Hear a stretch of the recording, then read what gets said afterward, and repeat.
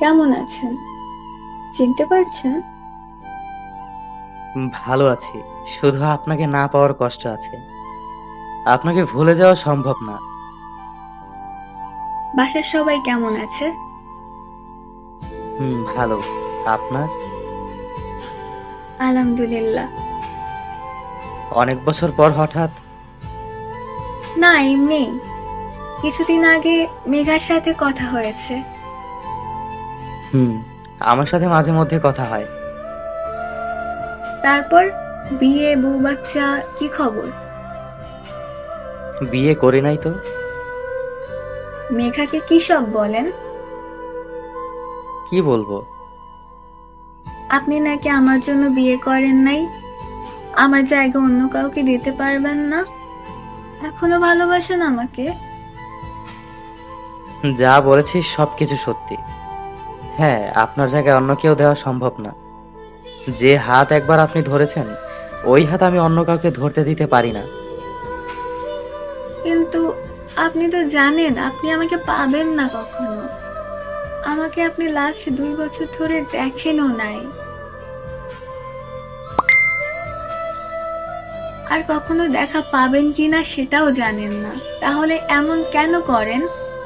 এখন বিয়ে করা দরকার আপনার। আপনার আম্মু এমন অবস্থা। আমি জানি আপনাকে পাবো না, কিন্তু আপনার প্রতি আমার ভালোবাসা ফুরাবে না। সেটার জন্য কি আমি দায়ী?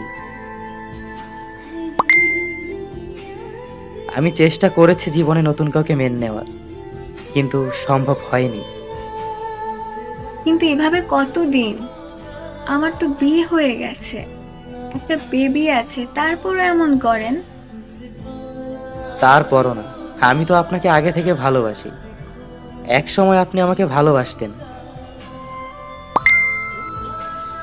আজ সময়ের পরিবর্তন হয়েছে, সাথে আপনিও, কিন্তু আমি হতে পারিনি।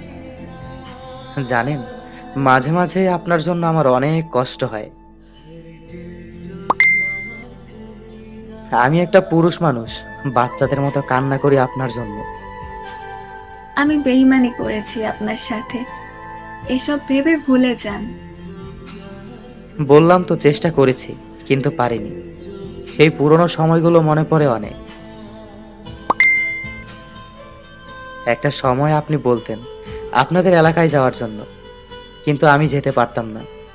আর এখন কত যায় আপনাদের এলাকায়। জানেন, মাঝে মাঝে আপনার জন্য অনেক খারাপ লাগে। আপনার মনে আছে ওই শিমুল গাছের কথা? ওই জায়গাটা এখনো আগের মতোই আছে, কোনো পরিবর্তন হয়নি। কিন্তু আমরা মানুষ কত পরিবর্তন হয়ে গেলাম। আপনাদের বাসার দিকে তাকাই, কিন্তু এখন আর কেউ জানালা দিয়ে উকি দিয়ে আমায় দেখে না। এমন করেও কেউ কাউকে ভালোবাসতে পারে? কে কি পারে জানি না, তবে আমি আপনার জন্য এগুলো করি। প্রতিদিন আপনাদের বাসায় যাই, অনেক খুঁজেছি আপনাকে। একবার দেখার জন্য পাগল হয়ে গিয়েছিলাম, কিন্তু দেখতে পারিনি। ভুলিনি আমি এই দিনগুলো। মনে আছে আপনার? আমি একটা জায়গাতে বসে আপনার জন্য অপেক্ষা করছিলাম।